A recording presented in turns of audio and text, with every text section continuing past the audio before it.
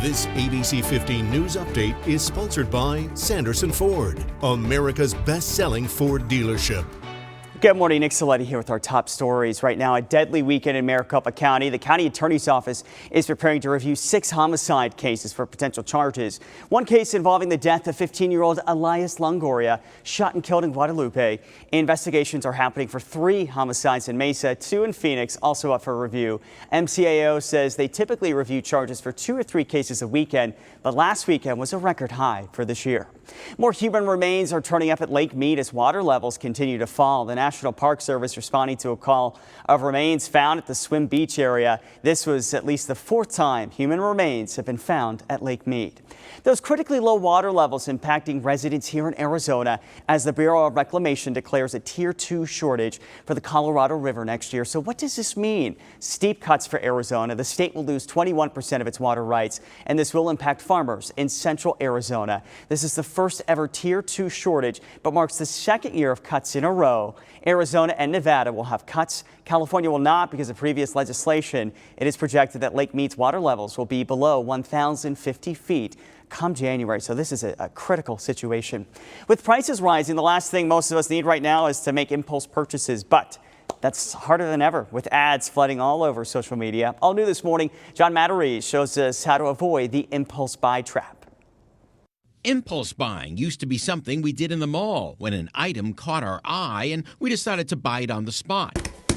But these days, it's happening more and more on social media, thanks to ads and influencers. I literally bought a Nintendo Switch because I kept seeing it on Instagram. Brianna Stryker and her friend Erica Yuan know about impulse buying all too well. A lot of things off of TikTok, actually. So I'll see a lot of different skincare products. You know how it works. You're sitting there waiting for lunch and you're scrolling through your Instagram, Facebook, or Twitter feed, and suddenly you see something that you never knew you needed. But now that you saw it, you have to have it. A recent survey commissioned by SlickDeals.net claims the average American spends more than $300 impulsively every month, with clothing as the #1 impulse purchase in 2022. Another survey by Bankrate.com found half the people on social media impulse buy. You know, the hyper-targeted ads, I think, is really key here. But most of us, 64%, later regret those not-so-needed items, according to analyst Sarah Foster. Maybe overspending, maybe purchasing things that you want to maybe have to keep up with your friendships, with your social life. So how do you keep your finger off the purchase button? Sarah suggests the 24-hour rule. Put an item in your cart, but give yourself a day to think it over. Also, build up a fund for discretionary purchases. So setting your finances up for those purchases that you can afford and that you will ultimately end up enjoying. So think before you click.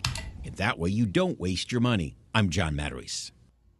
Right now, the housing market is cooling off and more buyers are having second thoughts. New data shows more than 17% of builder contracts fell through in July. That's up from 8% in April. Cancellation rates are even higher in the Southwest at 25%. Analysts say the increase is because some buyers no longer qualify for mortgages with interest rates rising. Get in the spirit. It was the night before Cirque du Soleil putting on the holiday show at Arizona Financial Theater for several shows in December.